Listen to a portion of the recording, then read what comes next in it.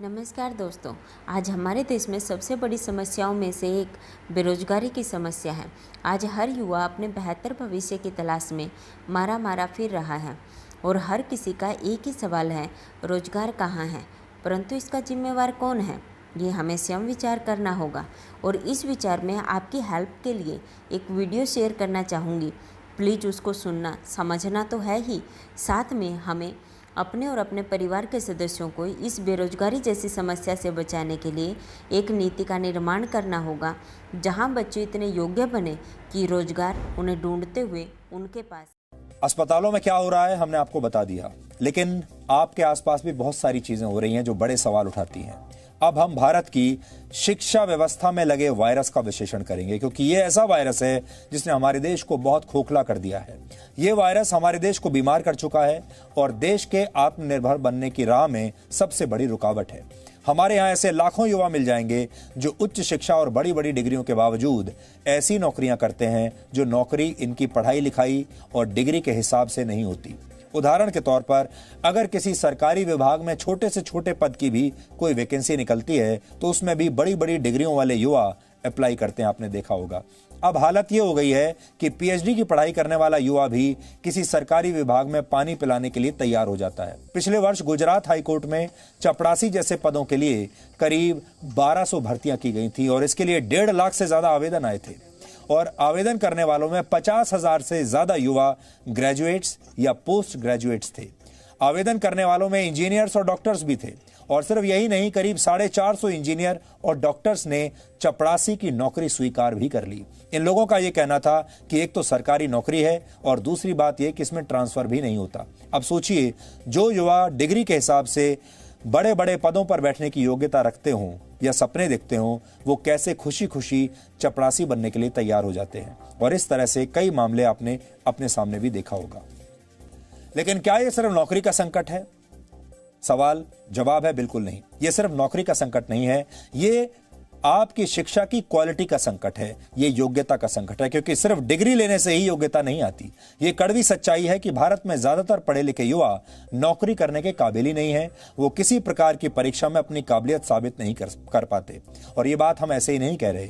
The associated chambers of commerce and industry of India यानी एसोचैम के कई सर्वेज में यह बताया जा चुका है कि भारत में उच्च शिक्षा ग्रहण करने वाले 85% युवा किसी भी परीक्षा में अपनी योग्यता सिद्ध नहीं कर सकते। 65% ग्रेजुएट्स युवाओं में एक मामूली क्लर्क का काम करने के लायक हुनर नहीं। 47% ग्रेजुएट युवाओं में कोई भी नौकरी करने की काबिलियत नहीं है और 90% उच्च शिक्षा प्राप्त कर चुके युवाओं को काम चलाऊ अंग्रेजी भी नहीं आती। देश में हर वर्ष औसतन 15 लाख छात्र इंजीनियरिंग की डिग्री लेते हैं। इनमें से 20% को ही उनके कोर्स के हिसाब से नौकरी मिलती है। देश के बिजनेस मैनेजमेंट स्कूल्स में पढ़कर निकलने वाले 93% युवाओं को 10,000 रुपए महीने की नौकरी मिलना भी मुश्किल होता है। लेकिन इसका बुनियादी कारण हमारी शिक्षा व्यवस्था है। दुनिया की टॉप 100 यूनिवर्सिटीज में भारत की एक भी यूनिवर्सिटी नहीं है। हायर सेकेंडरी लेवल पर करीब 14% शिक्षक योग्य ही नहीं है। प्राइमरी और जूनियर स्तर पर करीब 29% शिक्षक स्कूलों के से अक्सर गायब रहते हैं। लेकिन आज ये सारी बातें हम आपको क्यों बता रहे हैं? अब आपको हम ये कहते हैं, ये सारे आंकड़े आज हमें क्यों याद आ रहे हैं, क्यों मैं आपको ये सब बातें बता रहा हूं? उसका एक बड़ा कारण ये है कि आजकल मनरेगा के तहत जहां पर खुदाई चल रही है, ये तस्वीरें आप देख रहे हैं,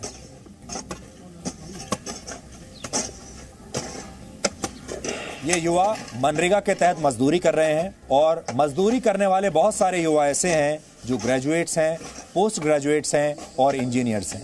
हमने आज इन पर एक स्पेशल रिपोर्ट आपके लिए तैयार की है। पहले आप ये देखिए।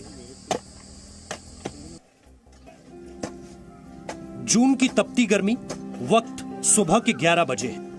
दिल्ली से लगभग 60 किलोमीटर दूर उत्तर प्रदेश के जुनैदपुर गांव में कुछ युवा सड़क पर मिट्टी खोद रहे हैं।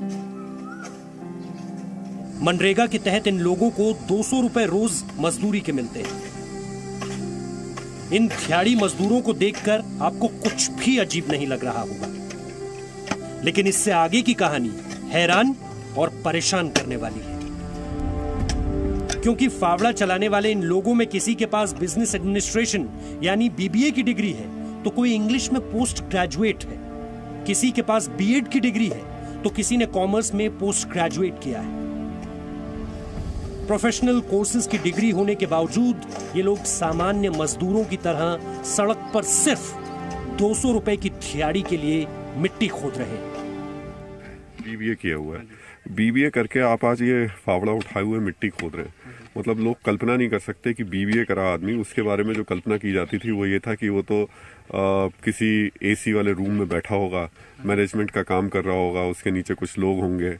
और अगर आज आपको लोग देख रहे होंगे, अभी भी देश में लाखों करोड़ों बच्चे होंगे जो बीबीए का कोर्स कर रहे होंगे, उनके नीचे से तो जमीन खिसक जाएगी। हाँ जी, क्या करें, देखो कुछ नहीं, रोजगार नौकरी लगी नहीं, क्या करें, नहीं कर रहे। कितने % मार्क्स के साथ आपने बीबीए की डिग्री पर हासिल किया? 65% के बाद। क्या कर रखा है? नाम सर मेरा नाम सुरजीत सिंह है, मैंने MA BEd किया है। MA BEd किया है? बीएड कब किया आपने? लास्ट ईयर मैंने BEd किया है। तो आपने ये फावड़ा उठाने के बजाय कोई ऐसा काम क्यों नहीं शुरू किया जिसमें आप ट्यूशन पढ़ा सकें या बच्चों को पढ़ा सकते थे? सर लॉकडाउन चल रहा, बच्चे भी नहीं आएंगे, उसकी वजह से आर्थिक स्थिति खराब है कि मनरेगा काम चल गया, उसमें काम करना पड़ेगा। आपने क्या रखे? MA किससे किया है आपने? हिंदी से। हिंदी से? जी सर M.Com। M.Com कर रखा है? Yes sir. पूरा हो गया, कंप्लीट हो गया? Yes sir, complete. कितने % मार्क्स? 66% मार्क्स के साथ किया Yes, आपने। तो अब ये क्यों उठा लिया आपने फावड़ा? सर क्या करें, मजबूरी है। लॉकडाउन के बाद कहीं पर जॉब के लिए लॉकडाउन से पहले जॉब के लिए ट्राई करा तो हर जगह यही सुनने को मिला कि एक्सपीरियंस है आपके पास। अच्छा, कुछ तो ऐसे हैं जिन्होंने प्रोफेशनल डिग्री ले ली है और वो यहाँ पर हैं। कुछ लोग ऐसे हैं जो इनको देख करके अब यहाँ पर आ गए हैं और कह रहे हैं कि अब चूंकि घर पर बैठने से अच्छा ये है कि कम से कम खेत में ही आ जाया जाए, 4 घंटे 5 घंटे यहाँ काम कर लिया जाए और उसके बाद 200 रुपये रोज के हिसाब से घर पर कुछ ले जाया जाए। लेकिन आज जो सवाल यहाँ से खड़ा हो रहा है वो उस सिस्टम को लेकर, उस एजुकेशन सिस्टम को लेकर भी खड़ा होता है जो लोगों के हाथों में डिग्रियां तो थमा देता है, लेकिन वो ये नहीं सोचता कभी कि उस डिग्री का कभी कोई फायदा मिल पाएगा या नहीं मिल पाएगा। लेकिन ये कहानी देश के सिर्फ एक गांव की नहीं है। जगह जगह पढ़े लिखे और बड़ी बड़ी डिग्री वाले लोग इसी तरह से मजदूरी पर मजबूर हैं।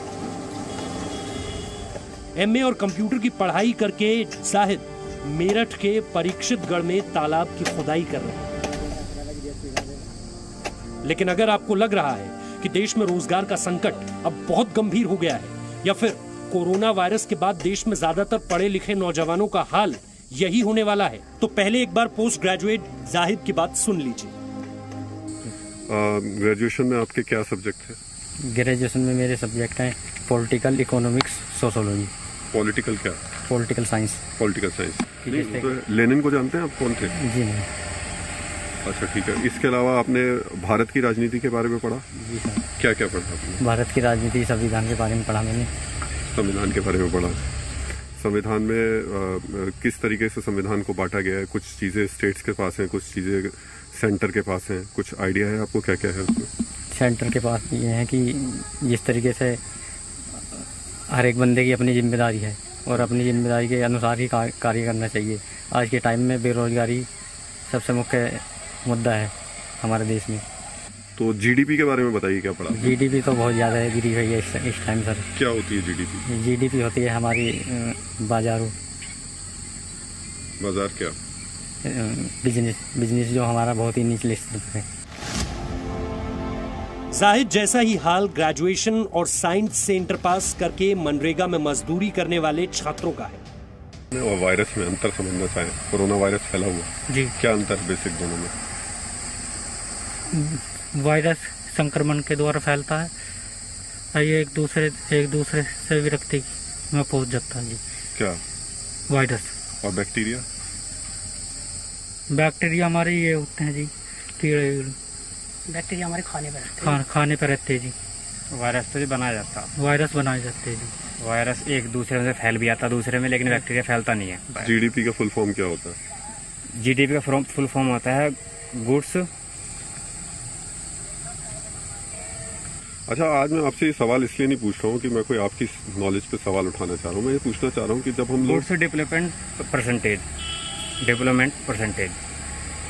GDP development percentage. कॉन्स्टिट्यूशन 2 सूचियों में बटा हुआ है। 2 सूची कौन कौन सी होती है? 2 सूचियों में? हाँ। कंफर्म नहीं है। 2019 में आई एक रिपोर्ट के मुताबिक ग्रेजुएशन करने वाले 20 में से 11 युवा ग्रेजुएशन की योग्यता वाली किसी भी नौकरी के काबिल नहीं होते। अगर बीबीए और एमए पास लोगों के फावड़ा चलाने की तस्वीरें दुखद हैं, तो बड़ी बड़ी डिग्री होने के बावजूद अपने लिए नौकरी की सही एप्लीकेशन तक न लिख पाना और भी अफसोसजनक है। हमने इनसे जब सरकार को नौकरी के लिए एप्लीकेशन लिखने को कहा तो एमए की पढ़ाई करने वाले व्यक्ति इंटर पास की एप्लीकेशन की नकल करने पर मजबूर दिखा। बताना चाहता हूँ, देखो मैं वर्तमान में बेरोजगार हूँ।